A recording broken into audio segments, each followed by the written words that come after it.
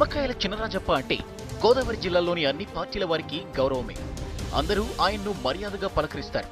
అది పదవి వల్ల కాకుండా స్వతహాగా ఆయన వ్యక్తిత్వం, కష్టపడే తత్వం, పార్టీలో చేసిన సేవ వల్ల దక్కినవి.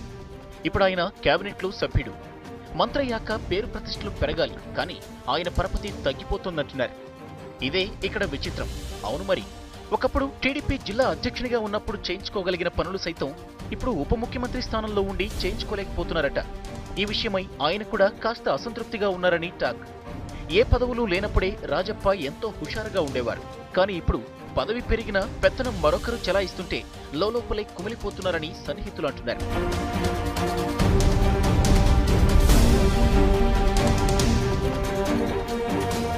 రాజప్ప టీడీపీకి సుదీర్ఘకాలం సేవ చేశారు.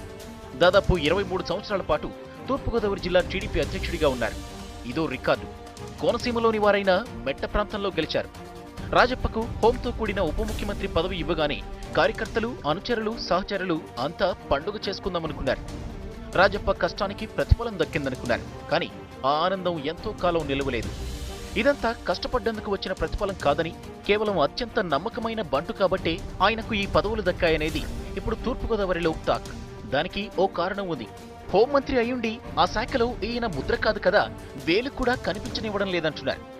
ఎక్కడ ఎవరికి ఆపద వచ్చినా జిల్లా అధికారులు, మీడియా కంటే ముందే అక్కడ ప్రత్యక్షమవుతుంటారు రాజప్ప. అది ఆయనకు ఎప్పటినుంచో ఉన్న అలవాటు. అందరి కష్టాల్ని ఓదార్చే ఆయన్ను ఇప్పుడు చెప్పుకోలేని పెద్ద కష్టం వేధిస్తోంది అంటున్నారు. తన శాఖలో వేరేవారు పెత్తనం చేస్తున్నా ఏమీ చేయలేని పరిస్థితి ఏర్పడింది.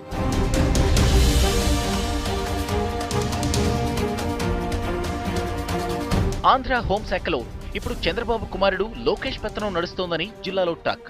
అసలు రాజప్ప లాంటి నమ్మకస్తుడికి హోంశాఖ కట్టబెట్టడం వెనుక ఉన్న అసలు మర్మం కూడా ఇదే అంటున్నారు. తొలిసారి ఎన్నికై నేరుగా హోంశాఖ కట్టబెడితే ఏమో అనుకున్నారు, కానీ దాని వెనుక ఇంత స్కెచ్ ఉందా అని ముక్కున వేలేసుకుంటున్నారు కోనసీమలో.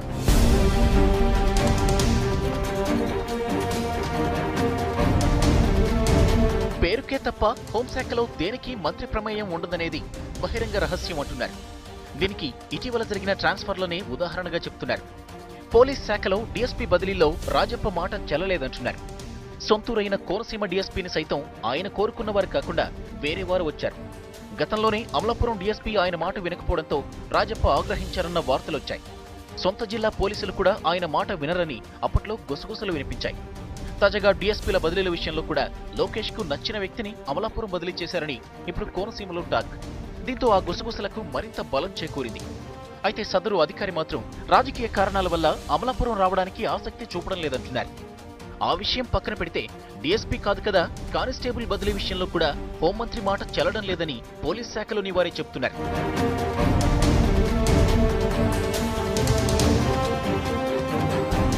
రాజప్ప కూడా ఇదే విషయమై చాలా ఆవేదన, ఆందోళన వ్యక్తం చేస్తున్నారట. తనకు అనవసరంగా ఈ శాఖను కట్టబెట్టారని, కనీసం ఎమ్మెల్యేగా ఉన్న ప్రశాంతంగా పనిచేసుకునేవాడినని సన్నిహితుల వద్ద బాధపడ్డారంటున్నారు. తనను నమ్ముకున్న వాళ్లకు కూడా ఏ పని చేసి పెట్టలేకపోతున్నారని కొందరు నాయకులతో అన్నారట రాజప్ప. దీంతో పోలీస్ శాఖలో చీమ చిటుక్కుమనాలన్నా బాబుగారి తనయుడు లోకేష్ చిటిక వేయాల్సిందేనని చెప్పుకుంటున్నారు జిల్లాలో. లోకేష్ ఫైనల్ చేసిన ఫైళ్లకు సంతకాలు పెట్టడం తప్ప రాజప్ప స్వతహాగా ఏమీ చేయలేకపోతున్నారని గోదావరి జిల్లాలో అనుకుంటున్నారు. కష్టపడిన వారికే గుర్తింపు అని టీడీపీ అధ్యక్షుడు చంద్రబాబు నాయుడు తరచూ చెబుతుంటే ఉప్పొంగిపోయే కార్యకర్తలు ఇప్పుడు గుర్తింపు అంటే ఇదేనా అని ముక్కున వేలేసుకుంటున్నారు.